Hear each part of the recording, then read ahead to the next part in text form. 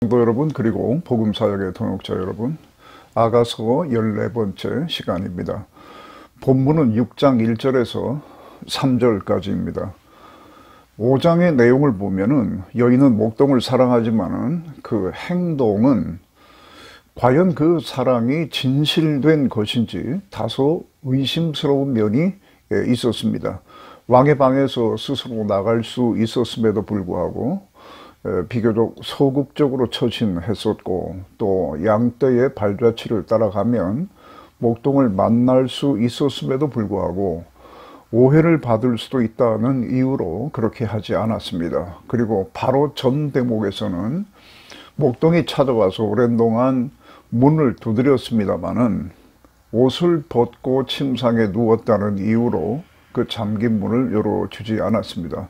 물론 그 뒤늦게 문을 열기는 했습니다마는 목동은 이미 돌아가 버린 후였습니다.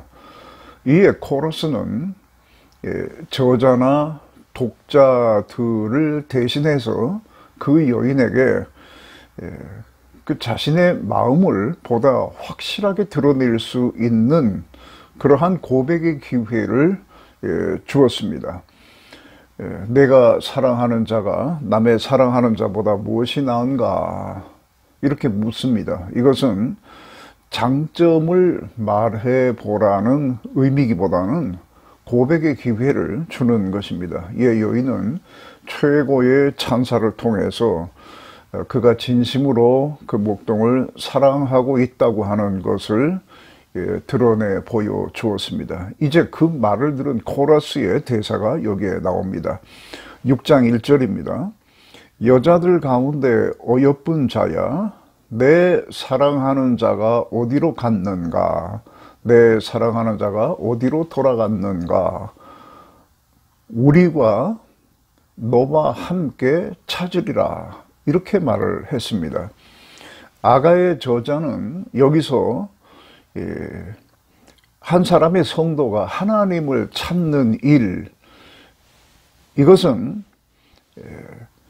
다른 성도들과 협력이 불가피하다라고 하는 것을 교훈해 주고 있습니다. 저자는 8장 7절과 8절에서도 남성 코러스라고 할 수 있는 여인의 오빠들의 말을 통해서 그런 교훈을 또 전해 줍니다. 오빠들의 대사는 이렇게 나옵니다. 8장 7절과 8절입니다. 우리가 그를 위하여 무엇을 할까? 그가 성벽이라면 우리는 은망대를 두를 것이고, 그가 문이라면 우리는 백향목 판자를 두르리라. 이것은 그 오빠들이 여동생을 위해서 무엇을 해야 하는지 깨달았다는 뜻이고, 또 그렇게 할 것이라고 하는 일종의 다짐입니다. 오빠들은 결혼도 하지 않은 여동생을 포도원 지기로 삼았습니다. 무슨 이유로 그랬는지는 모르지만은 귀하게 여기지를 않았습니다. 그러나 그동안에 있었던 이런저런 사건들을 보면서 이제 여동생을 위해서 그들이 할 수 있는 것을 다 하겠다라고 하는 그런 말을 하고 있는 것입니다. 이러한 협력은 누구에게나 다 필요한 것입니다. 기독교인들은 신앙 고백을 할 때에 사도신경을 그 표준으로 하는 경우가 많습니다. 그 안에는 성부, 성자, 성령을 믿는다고 하는 내용이 있고, 그 다음에는 거룩한 공교회와 성도가 서로 교통하는 것을 믿는다라고 하는 부분이 따라 나옵니다. 성도의 교통 혹은 성도의 교제라고 하는 것은 때때로 같이 만나서 식사도 하고 차도 마시고 서로 삶의 이야기를 나누는 정도를 말하는 것이 아닙니다. 이것은 서로의 부족을 채우고 부축하고 그렇게 해서 같이 일체가 되어서 하나님의 선하신 뜻을 이루겠다고 하는 그러한 고백입니다. 본래 사람은 혼자 서 있을 수 없는 존재입니다. 기독교인이 아닌 자들도 이러한 것들을 경험을 통해서 이미 파악을 하고 있었습니다. 여러분, 한자로 사람인이라고 하는 것을 머리로 한번 그려보십시오. 이것은 두 사람이 서로 기대 있는 모습을 딴 글자입니다. 생존을 위해서도 그렇게 해야 한다면 신령한 것을 추구하는 신앙생활은 더욱더 그런 것이 필요합니다. 성도가 서로 교통하는 것이라고 하는 말은 거룩한 공회라고 하는 말 뒤에 놓여 있습니다. 거룩한 공회라고 하는 것은 영어로는 Catholic Church이라고 이렇게 말합니다. 이것은 흔히 말하는 오늘날의 카톨릭 교회와는 아무 관련이 없습니다. 그냥 그들이 그 이름을 그렇게 딴 것뿐입니다. 이것은 보편적 교회라고 하는 것입니다. 이 보편적 교회라고 하는 것은 특별한 지역, 특별한 교단 이런 것을 초월해서 그리스도를 머리로 해서 하나님께서 세우신 모든 교회를 의미하는 것입니다. 성도의 교제와 거룩한 공회가 이렇게 연결된 것은 성도의 교제는 교회의 가르침을 기반으로 이루어져야 하는 것임을 나타내는 말입니다. 그냥 무료함이나 외로움을 달래기 위해서 만나서 교제하는 정도가 아니라 신앙적 진보를 위한 것입니다. 당연히 이것은 말씀을 기반으로 하는 교회의 가르침 안에서 이루어져야 합니다. 누구나 약해질 수 있고 넘어질 수 있습니다. 저와 여러분이라고 해서 예외가 아닙니다. 그리고 우리가 알고 있는 매우 훌륭하고 존경받는 신앙 선배들도 다 그랬습니다. 이때 말씀을 중심으로 하는 성도의 교제를 통해서 성도는 회복되고 또 발전해 가게 되는 것입니다. 성도의 교통이라고 하는 것을 이렇게 간단하게 말씀드릴 수 있는 것은 아니지만은 우선 그것과 관련이 있다고 하는 말씀을 여기서 드리는 것입니다. 이러한 성도들의 협력은 누구에게나 다 필요하다고 강조합니다. 코라스는 이미 1장 4절에서 여인이 왕의 방을 나가고자 했을 때에 그리고 그 사랑하는 자가 자신에게 그 사랑을 확인시켜서 자신을 밖으로 이끌어 달라고 했을 때에 그때 코러스는 이미 우리가 그를 따라 달려가리라. 그라고 하는 것은 왕이 아니고 바로 목동입니다. 그를 따라 달려가리라. 그리고 그를 기뻐하리라. 그를 높이리라. 이렇게 말을 함으로써 그런 일에는 자신들의 협조가 필요하다고 그리고 또 언제든 이를 위해서 도울 준비가 되었다고 하는 것을 말을 했었습니다. 오늘 본문 6장 1절에서 그와 같은 말을 좀 더 발전된 개념으로 말을 하고 있습니다. 그를 너와 함께 찾으리라 했을 때에 뭐뭐 하리라 라고 하는 것은 1인칭 복수 권유형이라고 합니다. 이것은 의지를 나타내는 것이라고 1장 4절을 설명할 때에 이미 말씀드린 바가 있습니다. 이 시점에서 이런 말이 나오는 것을 볼 때에 어쩌면 코러스는 이 때를 기다리고 있었다고 할 수가 있습니다. 그 전에도 코러스는 그럴 마음이 있었습니다. 그리고 그러한 마음으로 여인을 주시하고 있었습니다.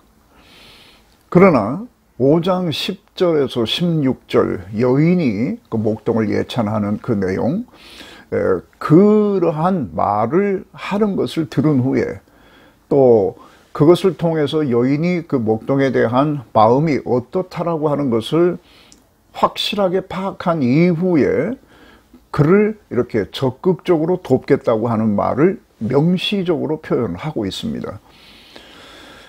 하나님께서는 마치 하나님께 등을 돌리고 멀리 떨어져 있는 것 같이 보이는 사람에게도 사실은 은혜로 함께 하시고 그 길을 인도하십니다.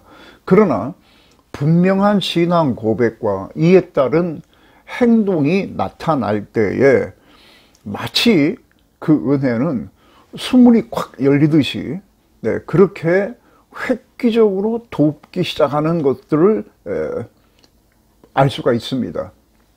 그렇게 은혜가 역사하는 것을 많이 봅니다. 머뭇거리고 있을 때와 한 발 앞으로 내디뎠을 때 일어나는 일에는 굉장한 차이가 있습니다. 왜 코러스가 그 전에도 협력하려고 하는 마음을 가지고 있었으나 이 시점에서 이것을 명확하게 내보일까? 여기에 대해서 우리는 생각을 해봐야 합니다. 여인이 목동에 대한 사랑을 이렇게 진심으로 고백한 것을 들은 코러스가 바로 이때부터 이렇게 적극적으로 돕겠다라고 하는 말을 합니다. 그리고 이 목동에 대한 사랑의 고백을 한 이후에 여인의 태도는 그 전과 굉장히 다릅니다. 그 전엔 머뭇거리고 있던 것들이 이제는 더 이상 보이지 않습니다. 애매한 생각이나 애매한 태도, 이것도 아니고 저것도 아닌 것 같은 이러한 태도를 청산하면은 그때부터 놀라운 변화들이 일어난다고 하는 것을 기억을 하시기를 바랍니다. 이런 것들이 청산되면은 그때부터 여러분을 위해서 기도하는 사람들이 굉장히 많아집니다. 그리고 여러분의 거룩한 열망을 도울 사람들은 교회 안에 굉장히 많이 있고 또 그들이 적극적으로 나서게 되어 있습니다. 그러면 상상하는 것과는 비교도 할 수 없는 아주 신령하고 큰 역사가 여러분들의 삶에서 실현이 됩니다. 또 오늘 말씀에서 제가 두 번째로 여러분께 말씀드리고 싶은 것은 6장 2절과 3절에서 보이는 그 여인의 대사 속에 들어 있습니다. 코러스가 이렇게 말합니다. 내가 사랑하는 사람이 어디 있느냐라고 물었을 때에 여인은 즉각 대답을 합니다. 그는 자기 동산으로 내려가 향기로운 꽃밭에 이르러서 동산 가운데서 양떼를 먹이며 백합발을 꺾는다 라고 말합니다. 여인은 그 목동이 어디 있는지 알고 있습니다. 그는 자기 동산으로 내려갔습니다. 그 동산에 있습니다. 동산은 그의 일터를 의미합니다. 미리 누군가를 보내서 거기 있다고 하는 사실을 확인한 것이 아니라 목동은 항상 그곳에 있고 그곳에서 양떼를 먹입니다. 혹시 양떼를 먹이기 위해서 좀 더 먼 곳으로 갔다 하더라도 여인은 그의 동선을 잘 알고 있습니다. 목동은 항상 거기에 있습니다. 그래서 여인은 이러한 질문에 대해서 즉각적으로 그가 그의 동산에서 양떼를 먹이고 있다라고 답을 할 수 있었습니다. 여인은 목동이 양을 먹이는 곳을 향기로운 꽃밭이라고 말을 하고 있습니다. 여인이 목동에 대해서 말을 할 때는 항상 어느 정도의 과장이 섞여 있습니다. 그러나 이 과장은 거짓말을 하는 것이 아니라 목동에 대한 사랑이 그가 하는 일이나 그 주변의 것들을 굉장히 아름답게 보이게 한다는 뜻입니다. 저의 개인적인 경험입니다만은 제가 처음으로 하나님의 은혜라고 하는 것을 깊이 알게 되었을 때에 하나님이 만드신 산천초목이 그렇게 아름답게 보일 수가 없었습니다. 정말로 이 세상에 색깔이 다르게 보였었습니다. 그동안 저는 마음속에서 하나님이 계신다면 왜 내게 이런 일이 생기는가 하면서 계속해서 이게 투덜거렸던 사람입니다.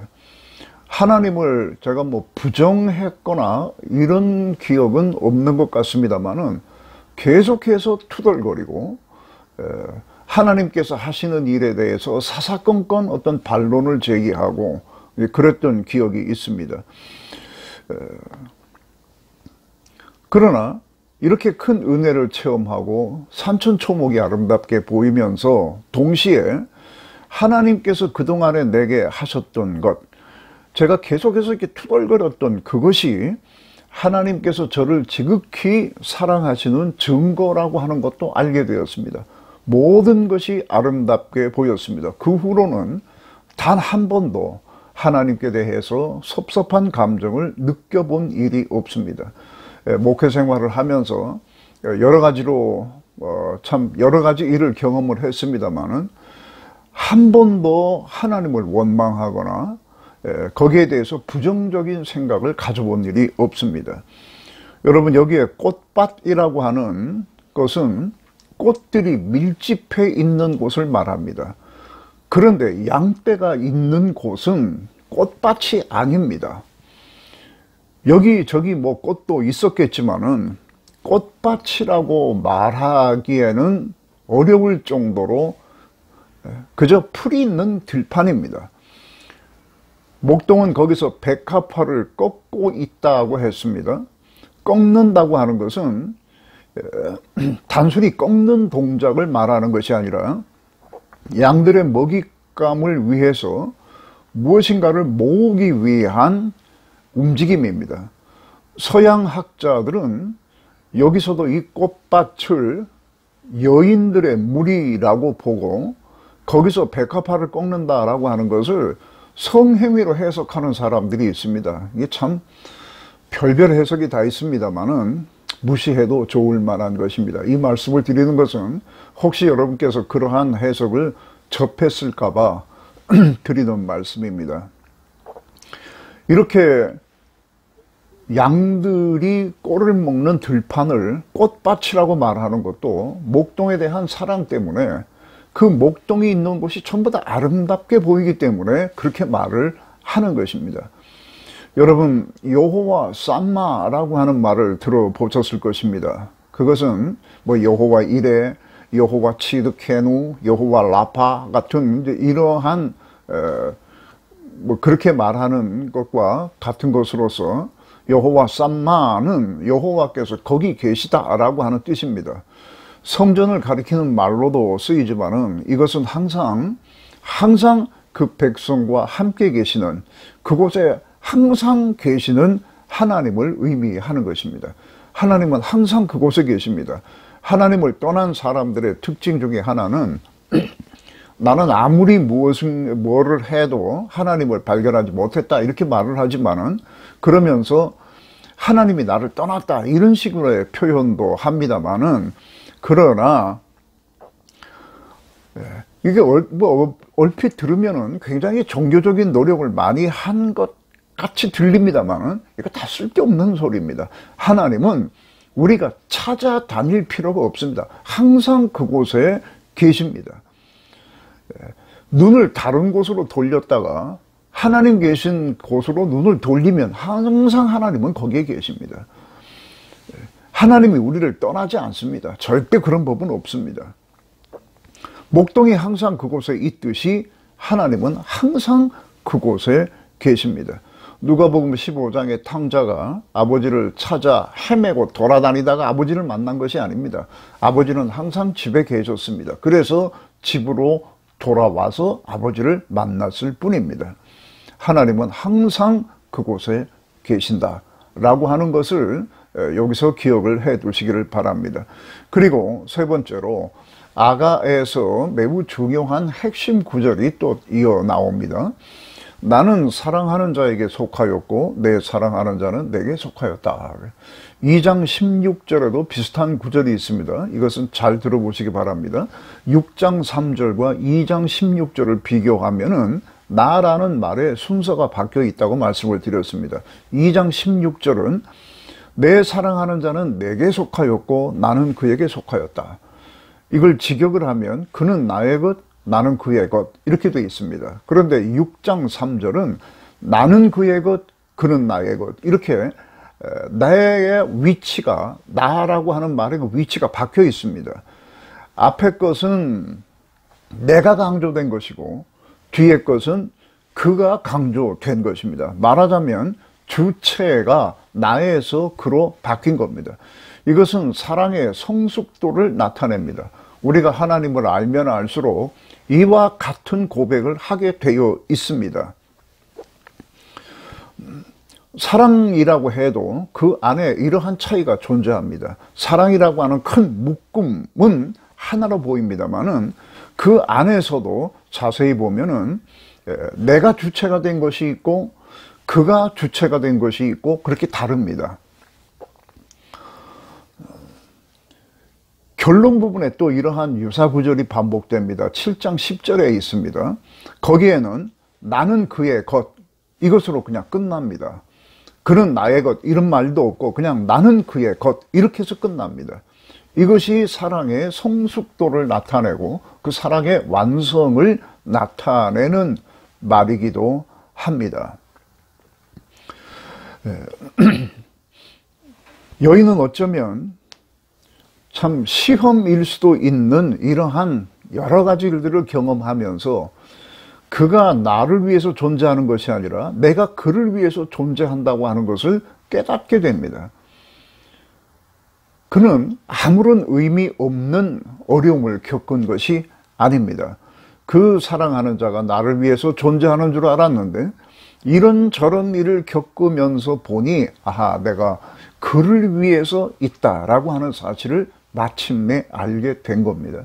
진실된 사랑이라고 하는 것이 무엇인지 보여주고 있고 그는 가장 진실된 사랑으로 지금 접근을 해 가고 있습니다. 하나님을 섬기고 살고 있지만 어떤 분은 하나님은 나를 위해 존재하시는 것처럼 생각을 합니다. 이건 뭐 표면적으로는 하나님을 잘 섬기고 못 섬기고 하는 그 차이가 여기서 보이지는 않습니다. 하나님을 믿는다라고 하는 말도 이런 차원에서 이해할 수가 있습니다. 그러나 여기서 멈추면 안 됩니다. 내가 하나님을 위하여 있다는 믿음으로 성장해 가야 합니다. 우리의 목표는 그것입니다. 이런 의미에서 하나님을 믿는다보다 하나님을 사랑한다라고 하는 말이 더 깊은 고백이 될 수 있고 더 가치 있는 고백이 될 수가 있습니다. 하나님께서 나를 위해 존재하시는 것이 아니라 내가 하나님의 영광을 위해서 존재한다라고 하는 이러한 승화된 신앙으로 성숙해 가는 것, 이것을 우리의 목표로 삼아야 합니다. 그러면 이 땅에 살지만 전혀 다른 세계에서 하나님의 영광을 보면서 살 수가 있습니다. 하나님은 우리를 이 수준으로 올려놓으시기 위해서 지금도 역사하십니다. 자, 이 세 가지 내용을 정리를 해보겠습니다. 신앙의 위대한 선배들 중 혼자서 독야청청한 사람은 아무도 없습니다. 교회 없는 바울을 생각할 수가 없고 교회 없는 디모데를 생각할 수가 없듯이 한 사람의 성장 배후에는 반드시 이 교회가 있습니다. 여기서 교회라고 하는 것은 건물을 의미하는 것이 아니라 교회 성도들을 의미하는 겁니다. 신앙의 협력자들을 의미합니다. 바울 서신 등에서 특히 로마서 같은 경우에 보면은 앞부분에는 교리가 나옵니다. 교리라고 하는 것은 탁상공론 같은 걸 말하는 게 아니고 예수 그리스도를 통해서 우리가 하나님 앞에 어떤 존재가 되었는가를 설명하는 것입니다. 이것을 빼놓고는 기독교는 존재하지 않습니다. 교리가 나온 다음에는 그 교리가 어떻게 생활 속에 적용되어야 하는가 하는 것이 나오고 그리고 그 뒤에는 좀 길다 싶은 느낌이 들 정도로 누구에게 문안하라, 누구에게 문안하라, 누구에게 문안하라 하면서 사람 이름이 쭉 이렇게 나옵니다. 이것은 다 바울 되게 한 사람들의 명단입니다. 그들이 없이 바울이 혼자서 독야청청 혼자서 신앙의 어떤 것을 이룬 것이 아니라고 하는 것입니다. 어떤 성도도 믿음의 길을 혼자서 걸어갈 수 없다라고 하는 것, 이것을 꼭 기억을 하셔야만 합니다. 어떤 교회는 교수 부인회라고 하는 모임이 있는 것이 있었습니다. 교수들의 부인을 따로 구분해서 모임을 만들어준 겁니다. 그래서 그들끼리 성경 공부하고 그들끼리 뭐 소그룹 활동을 하고 이렇게 한다고 들었습니다. 그래서 왜 그런 모임이 필요하느냐라고 제가 한번 물어봤습니다. 그랬더니 그 중에 한 분이 말씀하시기를 수준이 같은 사람끼리 편하게 모이기 위한 것이라고 하는 대답을 들었습니다.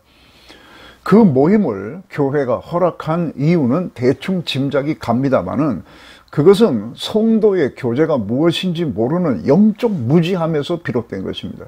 이런 것을 허락한 교회도 참 저는 굉장히 부정적으로 봅니다. 그렇게 하는 것이 아닙니다. 제가 처음 개척교회를 시작했을 때에 저는 가장 큰 도움을 받은 분이 당시 80이 넘은 권사님인데, 그분은 학교 근처도 가본 일이 없는 분입니다. 하도 성경을 읽고 싶어서 성경을 읽다가 한글을 깨우친 분입니다. 그러나 그에게서 쏟아져 나오는 모든 영적인 지혜는 정말 보배로운 것이었습니다. 세상적으로 내보일 만한 것도 없는 사람입니다만은, 오늘날에 제가 있게 된 이유 중에 하나는 그분이라고 생각을 합니다. 물론 하나님께서 은혜를 베푸셔서 그렇게 된 것인데, 그 하나님께서 저에게 은혜를 베푸시는 수단으로 그분이 존재했다고 저는 지금 생각을 하고 있습니다. 또 세상적으로 뭐 별로 내세울 만한 것이 없는 분이지만은, 저는 우리 그 어머니의 기도로 오늘날 내가 있다고 생각을 하고 있습니다. 이것은 잘못된 생각이 아닙니다. 그 기도로 저는 목사가 됐고, 그 기도로 초기에 목사의 그 어려운 길을 그냥 무난히 걸어왔습니다. 신앙생활의 목표는 좀 더 많은 것을 소유하고 편안하게 되는 것이 아니라 하나님을 더 깊이 알아가는 겁니다. 하나님을 안다고 하는 것은 그분의 전지전능하심과 사랑과 은혜를 더 깊이 안다는 겁니다. 이것은 산속에 들어가서 혼자 돌을 닦는다고 해서 이루어지는 것이 아닙니다. 같은 신앙의 원리를 가진 성도들의 신령한 교제를 통해서 이루어지는 것입니다. 오늘날의 교회 문화 중에 끼리끼리 문화, 이런 것들은 없어져야 합니다. 절대로 이런 것들이 그냥 자리를 잡도록 용납해서는 안 됩니다. 영적인 어떤 것들은 배움이 많고 적고 하고 하는 것과 관계가 없습니다. 배움이 없는 사람들이 경험한 영적인 체험, 하나님과의 관계에서 얻어지는 교훈들, 이런 것들은 배움이 많은 사람도 얼마든지 배워야만 하는 것들입니다. 교회가 그런 식으로 이렇게 끼리끼리 이렇게 뭉쳐 다니는 것, 이런 것들을 목회자들이 굉장히 위험스럽게 봐야 되는 것이고, 그것은 성경적이 아니라고 하는 생각을 가지고 있어야 합니다. 이러한 교제를 통해서 하나님은 항상 말씀해 오셨던 대로 은혜와 사랑을 가득 품으신 채로 그곳에 계신다고 하는 것을 배우게 됩니다. 하나님은 항상 그곳에 계시고 변하지 않습니다. 문제는 우리가 그 하나님을 너무 조금밖에 모른다는 겁니다. 여호와 삼마, 이것을 기억해 두시길 바랍니다.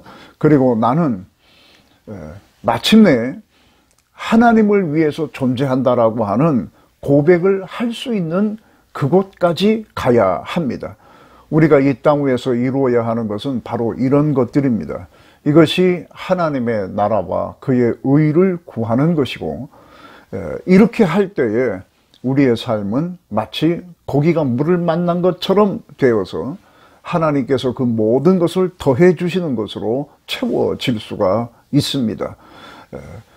생업에 소홀해도 된다는 말이 아니라 하나님을 더욱 사랑할 때에 우리의 삶이 더 풍성해진다고 하는 말씀을 드리고 싶은 것입니다. 오늘 이 말씀에서 이와 같은 교훈들을 마음속에 잘 새겨 두시기를 바랍니다.